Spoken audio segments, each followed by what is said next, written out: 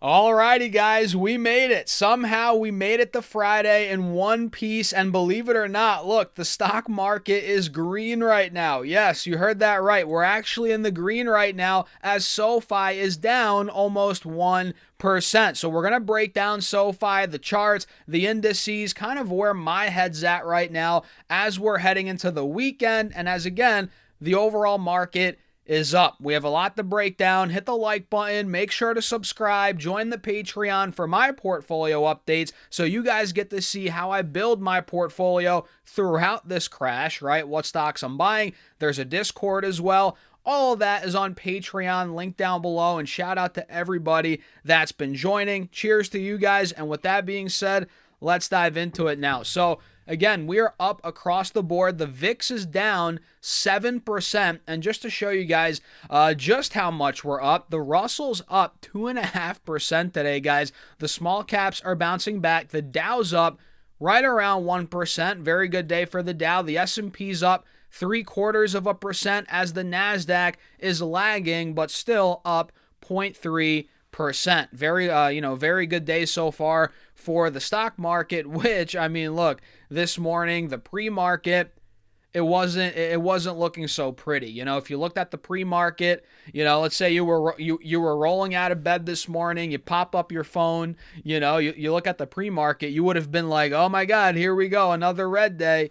But it's actually not looking that bad. We're bouncing back. We hit 580 in the pre-market on QQQ. We got to 592. That's the intraday high from today. SPY got all the way up to 661.30. It was at 649 this morning in the pre-market. So very good rebound across the board here on these indices. The VIX is down 6%, like I said, which it's still in the mid 20s, guys.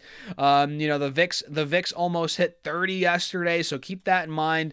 It's still fairly elevated considering where it's been over the last 6 to 8 months, but it is down on the day. It is down on the day, which is exciting to see considering how much volatility we've had, how much red we've had in the stock market. So, yeah, we're seeing some green, a little bit of a relief rally, which we'll cover more about the markets in my video later today. I don't want to go too deep into it because I do want to focus on SoFi a bit more in this one. But we can see here, guys, look, SPY, you could argue it's a dead cat bounce today, right? You can argue that, as we can see. We got annihilated yesterday, right? You guys know that. We got hit even more in the pre-market. Now we're seeing a little rally, but do you guys notice this? We have a big red candle coming in right under these moving averages on the 4-hour chart, which is something worth monitoring, right? And we'll cover this more in my next video, so make sure you guys subscribe, follow along for more.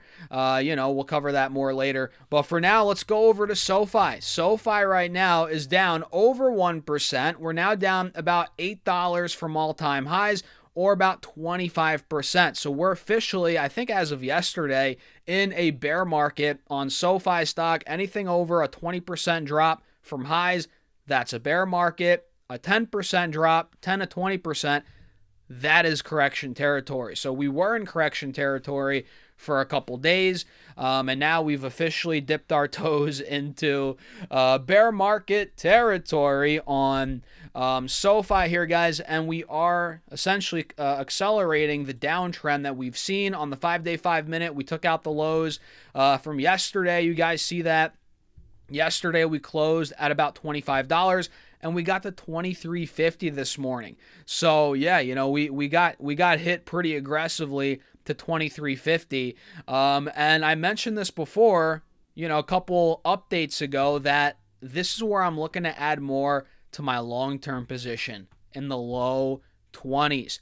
And we're getting there. Again, we hit $23.50, guys. We're getting close, And it seems like on the 1 hour, we hit a fresh low. The fact that now we took out this support, this was yesterday. We dumped through $25.50, $26. The fact that we took that out, now we might see this drop accelerate, arguably.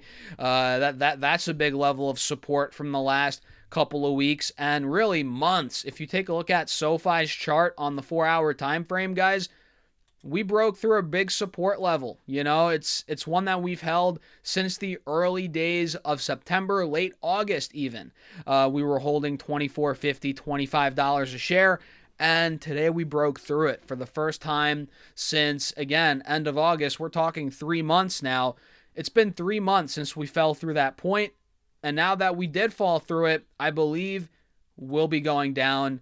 Potentially, not guaranteed, obviously, but we could be trading down to this range from August, July, August, which did we not talk about this literally in these previous updates, guys, which is why you need to pay attention. You need to pay attention because now that we're slipping through that 25 mark, we hit 23.50 this morning. There's a decent chance now we start to fill this gap down, especially if this overall market ends up falling again. Yeah, we're up today, but it could be a dead cat bounce, arguably. I don't necessarily think we're going to go a lot lower in the overall stock market, but you got to play devil's advocate and be like, hey, what if we do? If we dump another couple percentage points on SPY QQQ, yeah, SoFi is probably going to fill this gap down to 21, $20 a share, which it was trading between $20 to about $23, $24 for a good couple of weeks back in July, August. So that's the next gap to fill. I think there's a decent chance it gets there. Is it guaranteed? Obviously, it's not. Nobody can tell you if anything's guaranteed in life in general, let alone the stock market. But it is something I'm monitoring here. We're slipping down, and I'm not adding shares yet. But again, if we get that, down to that level, $20, $21, as somebody that owns the stock who started buying it in the $6, $7, $8 window, bought a bunch more in the 10, 11, 12, 13, I would heavily consider adding more. I probably most likely will add more at $20, $21 a share if we get there. So that is kind of where my head's at. We're slipping through that support. Keep that in mind. This could cause us to go down even more. We can see on the 20-day chart clearly the bears are in charge. Bulls are really nowhere to be found. And yeah, you could be like, Stas, we have a little bit of a bullish divergence here, which we kind of do. Yeah, we do. On the 1 hour, RSI strengthening as the stock's weakening, but we just got to monitor it. We got to monitor it and see what direction we pick. Ultimately, though, if you have a long-term mentality, guys, right, whether it's at 21, 23, 24 a share, I think we're going to start bouncing back towards $30 eventually. If you have a longer term mentality. But if you're really nitpicking, and I say that to say this, buying at 24, 21, 22, it doesn't really matter if you think it's going to $30 plus longer term, right? I say that to say that, or I said the first part to say that. Yeah, now I'm confusing myself.